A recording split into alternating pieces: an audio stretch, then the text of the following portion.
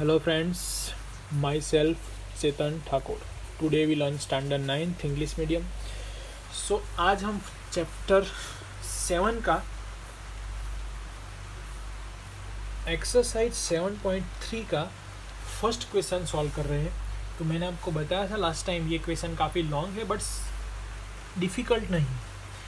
एक बार आपको कॉन्सेप्ट समझ लिया आपने तो आप इजीली ये क्वेश्चन को हैंडल कर सकते हो, सॉल्व कर सकते हो.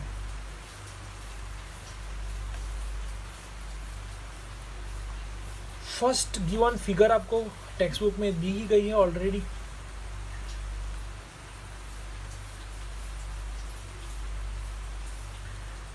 इस तरीके से कुछ फिगर आपको दी गई है. Clear.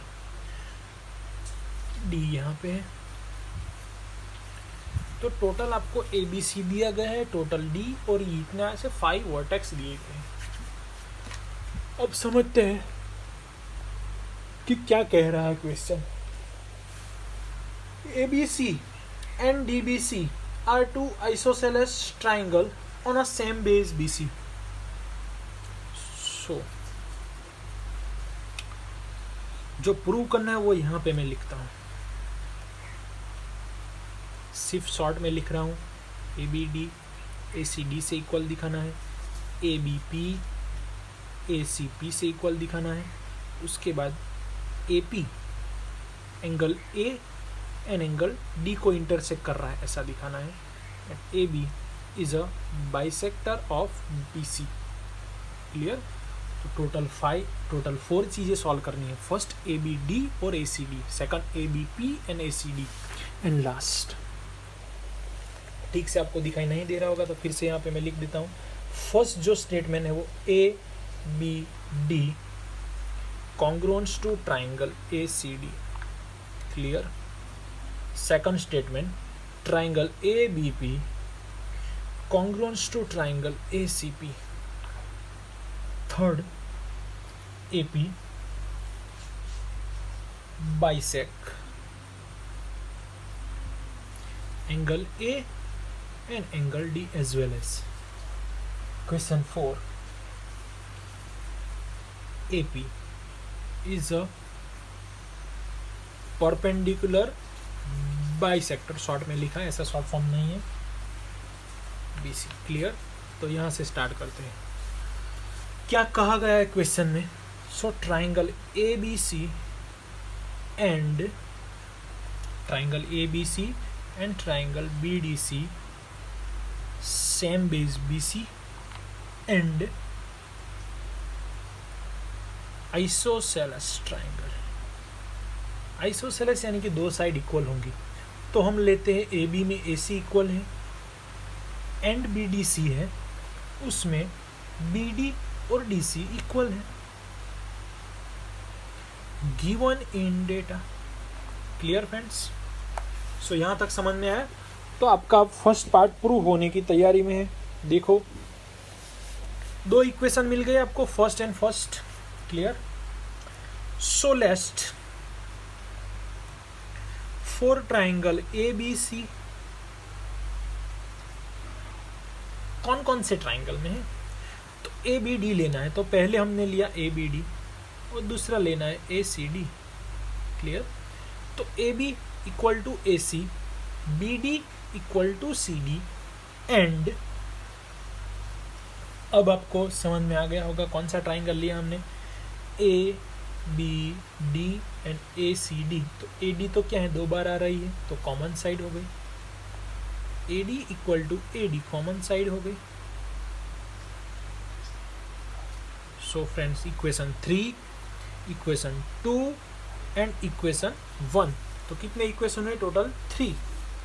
First equation, second equation and third equation. So by using this equation A B D congruence to triangle A C D by using SSS theorem. Clear friends? So easy question. इतना समझ में आ गया होगा. तो आगे हम दूसरे ट्राइंगल पे फोकस करते हैं. A B P and A C P. A B P and ACP। तो मैंने आपको पेन ड्रॉ की तो एक बात समझ में आई होगी आपको कि सर यहाँ पे एक साइड तो कॉमन साइड है, तो राइट्स ये कॉमन साइड ही है, तो एक थियरम तो एक तो ऑलरेडी आपको कॉमन साइड मिल गया, तो वो लिख देते हैं। फर्स्ट केस कंप्लीट हो गया, फर्स्ट केस। अब सेकंड केस के लिए यहाँ पे लिखते हैं for triangle ABP and triangle ACP। तो एक आपको कॉमन साइड मिल गई, AP is equal to AP। तो यहाँ पे लिख दो फ्रेंड्स कॉमन साइड ऐसा, और कॉमन साइड लिखने के बाद एक नंबर दे दो इक्वेशन को। तो इतनी बातें क्लियर हुई। चलो अब तो हम यहाँ पे प्रूव कर चुके हैं ABD और ACD, तो उससे भी हमें कुछ हेल्प लेनी होगी। तो एक हेल्प ले सकते हैं, ये देखो, उसमें से हमारे लिए बिग ट्राइंगल में से काम आया ऐसा एंगल A है, तो angle DAB congruent to angle DAC by using CPCT theorem. क्योंकि ऑलरेडी हम यहाँ पे प्रूव कर चुके हैं ये दोनों पार्ट्स कॉन्ग्रुएंट है, तो ये कैसे होंगे, एंगल कॉन्ग्रुएंसी होंगे, तो इसलिए हमने CPCT थ्योरम से इक्वेशन नंबर 5 क्रिएट कर लिया। So friends equation number 5 can be completed here. So अब ऑलरेडी एक चीज तो पता ही है, AB और AC तो इक्वल ही है। इक्वेशन 6 हो गया, गिवन क्वेश्चन, गिवन डाटा। क्यों? क्योंकि ये तो आपको कहा गया आइसोसेलेस है, तो ये पार्ट प्रूव किया हमने। सेकंड पार्ट उसमें कौन सा थ्योरम यूज किया, triangle ABP congruent to triangle ACP by using equation 4, 5 and 6। Equation 4 side के लिए, इक्वेशन 6 साइड के लिए, ये एंगल के लिए। तो साइड एंगल साइड थ्योरम, दो साइड उसके बीच में एंगल। क्लियर? सो कंप्लीटेड। इतना हो जाने के बाद कंप्लीट। अब AP जो है वो बाइसेक एंगल A और एंगल D को बाइसेक कर रहा है, तो उसके लिए हम लिखेंगे कि CPCT थ्योरम से लिख सकते हैं BP is equal to PC by using CPCT theorem. तो ये हो गया, जो AP है वो बाइसेक AP है वो बाइसेक BC को कर रहा है, तो ये ऑलरेडी आपका प्रूव हो गया। क्लियर हो गया ना, क्योंकि ये दोनों ट्राई कॉन्ग्रुएंट से, तो ये कंप्लीट हो जाएंगे। So next for triangle DBP and triangle DCP। अब देखना यहाँ पे ठीक से, DPB एंड DCP, ये स्मॉल ट्राइंगल की बात कर रहा हूँ, क्योंकि हमें एंगल को इक्वल दिखाना है ना, तो इसलिए ये साइड आपको इक्वल मिल गई, ये कॉमन साइड है, ये 90 डिग्री है। तो क्या प्रूव कर सकते हैं हम, क्या प्रूव कर सकते हैं, तो देखो हम प्रूव करेंगे अब DP। क्लियर? तो for triangle DPB and DCP, ये जो ट्राइंगल है उसमें कौन सी साइड इक्वल है वो, तो DB ऑलरेडी आपको दिया गया है। देखो यहाँ से यहाँ तक तो आपको क्लियर हो गया। अब ये स्मॉल ट्राइंगल को कॉन्ग्रुएंट दिखाने की ट्राई कर रहे हैं, तो ऑलरेडी ये given in data, and DP is equal to PD। ये क्या है, कॉमन साइड है। अगर आपको कंफ्यूजन है तो आप रिवाइज करके फिर से देखो तो आपको क्लियर हो जाएगा। DP is equal to PD DB, ये दोनों कंप्लीट हो गए। क्लियर? ये क्या है, कॉमन साइड है, ये आपको ऑलरेडी डेटा में दिया गया है, और ये हमने प्रूव किया है PB is equal to PC by using CPCT theorem. तो तीनों क्या हो गए, साइड हो गई, तीनों साइड हो गए, यानी कि अब ये ट्राइंगल आपके कॉन्ग्रुएंट होंगे। DPB is congruent to triangle DPB is congruent to triangle DPC।